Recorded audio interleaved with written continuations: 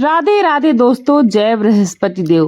प्रिय भक्तजनों, आइए अब हम सुनते हैं बृहस्पतिवार व्रत की विधि एवं कथा। इस दिन बृहस्पतिवार को बृहस्पति देव जी की पूजा होती है। दिन में एक समय ही भोजन करें, पीले वस्त्र धारण करें, पीले पुष्पों को धारण करें और भगवान को अर्पित भी करें। भोजन में चने की दाल ही होनी चाहिए, नमक नहीं खाना चाहिए। पीले रंग का फूल, चने की दाल और पीले कपड़े तथा पीले चंदन से पूजा करनी चाहिए। पूजन के पश्चात कथा सुनना अवश्य चाहिए, क्योंकि व्रत के नियम में कथा श्रवण बहुत ही महत्वपूर्ण है। बृहस्पति जी बहुत प्रसन्न होते हैं कथा श्रवण करने से तथा धन और विद्या का लाभ होता है। स्त्रियों के लिए यह व्रत अति आवश्यक है और अति फलदायी भी है। इस व्रत में केले का पूजन होता है। किसी गांव में एक साहूकार रहता था, जिसके घर में अन्न, वस्त्र और धन की किसी प्रकार की कोई कमी थी ही नहीं। परंतु उसकी स्त्री जो थी बहुत ही कृपण थी, बहुत ही आलसी थी, किसी भी भिक्षार्थी को कुछ नहीं देती थी। सारे दिन घर के काम काज में लगी रहती थी। एक समय एक साधु महात्मा बृहस्पतिवार के दिन उसके द्वार पर आए और भिक्षा की याचना करने लगे कि स्त्री उस समय घर के आंगन को लीप रही थी। इस कारण से साधु महाराज से कहने लगी कि महाराज, इस समय तो मैं घर लीप रही हूँ, आपको कुछ नहीं दे सकती, फिर किसी अवकाश के समय आना। साधु महात्मा खाली हाथ चले गए। कुछ दिन के पश्चात वही साधु महाराज आए, उसी तरह भिक्षा मांगी। साहूकारनी उस समय लड़के को खिला रही थी, तो कहने लगी, महाराज मैं क्या करूं, अवकाश नहीं है, इसलिए आपको भिक्षा नहीं दे सकती। तीसरी बार महात्मा आए तो उसने उन्हें उसी तरह से टालना चाहा, परंतु महात्मा जी कहने लगे कि यदि तुमको बिल्कुल ही अवकाश हो जाए तो मुझको भिक्षा दोगी क्या? साहूकारनी कहने लगी कि हाँ महाराज, यदि ऐसा हो जाए तो आपकी बड़ी कृपा होगी मुझ पर। साधु महात्मा जी कहने लगे कि अच्छा, मैं एक उपाय बताता हूँ। तुम बृहस्पतिवार को दिन चढ़ने पर उठो और सारे घर में झाड़ लगाकर कूड़ा एक कोने में जमा कर देना। घर में चौका इत्यादि मत लगाना। फिर स्नान आदि करके घर वालों से कहना कि उस दिन सब हजामत अवश्य बनाए, यानी बाल और दाढ़ी। रसोई बनाकर चूल्हे के पीछे रखा करो, सामने नहीं रखना। सामने शयाल को अंधेरा होने के बाद दीपक जलाओ तथा बृहस्पतिवार को पीले वस्त्र कभी मत धारण करना, न पीले रंग की चीजों का भोजन ग्रहण करना। यदि ऐसा करोगी तो तुमको घर का कोई काम नहीं करना पड़ेगा। साहूकारनी ने ऐसा ही किया। बृहस्पतिवार को दिन चढ़े उठी और झाड़ लगाकर कूड़े को घर में ही जमा कर दिया। पुरुषों से हजामत भी बनवाई, भोजन बनवाकर चूल्हे के पीछे रखा और वह सब बृहस्पतिवार को ही ऐसा करती रही। आने वाले कुछ काल के बाद उसके घर में खाने को दाना तक नहीं बचा।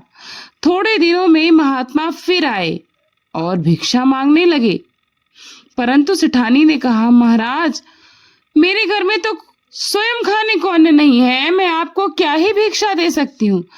तब महात्मा ने कहा, जब तुम्हारे घर में सब कुछ था तब भी तुम कुछ नहीं देती थी, अब पूरा पूरा अवकाश है तब भी कुछ नहीं दे रही हो, तुम क्या चाहती हो वह कहो। तब सेठानी ने हाथ जोड़कर प्रार्थना की, महाराज अब कोई ऐसा उपाय बता दीजिए जो कि मेरे पहले जैसे धन धान्य वाले दिन हो जाए। अब मैं प्रतिज्ञा करती हूँ और आपसे क्षमा याचना भी करती हूँ कि आप जैसा कहेंगे मैं वैसा ही करूंगी। तब महाराज ने कहा, बृहस्पतिवार को प्रातःकाल उठकर स्नान इत्यादि से निवृत्त हो जाना, उसके बाद अपने घर को गाय के गोबर से लीपना तथा घर के पुरुष हजामत ना बनवाएं, इस चीज का ध्यान रखना। भूखों को अन्न जल देती रहना। ठीक सायंकाल दीपक जरूर जलाना। यदि ऐसा करोगी तो तुम्हारी सब मनोकामनाएं अवश्य भगवान बृहस्पति जी की कृपा से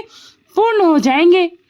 सेठानी ने ऐसा ही किया और उसके बाद उसके घर में धन धान्य वैसा ही हो गया जैसा कि पहले था।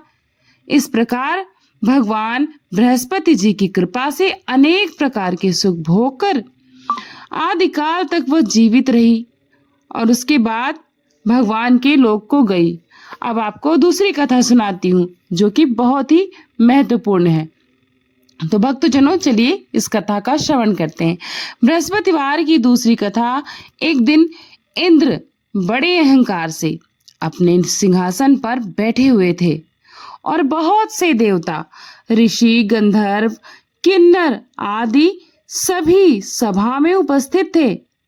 जिस समय बृहस्पति जी वहां पर आए तो सब के सब उनके सम्मान के लिए खड़े हो गए, परंतु इंद्र गर्व के मारे, अकड़ के मारे खड़ा ही नहीं हुए, यद्यपि वह सदैव उनका आदर किया करते थे। बृहस्पति जी अपना अनादर समझते हुए वहां से उठकर चले गए। तब इंद्र को बड़ा ही शोक हुआ और पश्चाताप भी। फिर देखो, मैंने गुरुजी का अनादर कर दिया, मुझे बड़ी भारी भूल हो गई। गुरु जी के आशीर्वाद से ही मुझको यह सब वैभव, धन, संपत्ति और यश मिला है। उनके क्रोध से यह सब नष्ट हो जाएगा, इसलिए उनके पास जाकर उनसे क्षमा मुझे मांगनी चाहिए, जिससे उनका क्रोध शांत हो जाए और मेरा कल्याण हो सके। ऐसा विचार करके इंद्र उनके स्थान पर गए। जब बृहस्पति जी ने अपने योग बल से यह जान लिया कि इंद्र क्षमा याचना करने के लिए ही उनके पास आ रहे हैं, तब वे क्रोधवश उनसे भेंट करना उचित नहीं समझकर अंतर ध्यान हो गए। जब इंद्र बृहस्पति जी को घर पर ना देखे तब निराश होकर लौट गए। अब दैत्यों के राजा वृषवर्मा को यह समाचार विदित हुआ तो उसने अपने गुरु शुक्राचार्य की आज्ञा से इंद्रपुरी को चारों तरफ से घेर लिया। गुरु की कृपा ना होने के कारण देवता हार ने वह मार कर खाने लगा।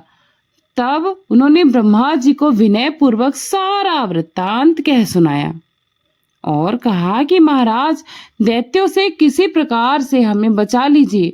तब ब्रह्मा जी कहने लगे, तुमने बड़ा अपराध किया है जो गुरुदेव को क्रोधित कर दिया। अब तुम्हारा कल्याण इसी में हो सकता है। त्वष्टा ब्राह्मण का पुत्र विश्वभूपा तथा तपस्वी और ज्ञानी है, उसे अपना पुरोहित बनाओ तो तुम्हारा कल्याण हो सकता है। यह वचन सुनते ही इंद्र त्वष्टा के पास गए और बड़े विनीत भाव से त्वष्टा जी से कहने लगे कि आप हमारे पुरोहित बन जाइए, जिससे हमारा कल्याण हो सकता है। तब त्वष्टा ने उत्तर दिया कि पुरोहित बनने से तपोबल घट जाता है, परंतु तुम बहुत ही विनती करते हो, इसलिए मेरा पुत्र विश्वरूपा पुरोहित बनकर तुम्हारी रक्षा करेगा।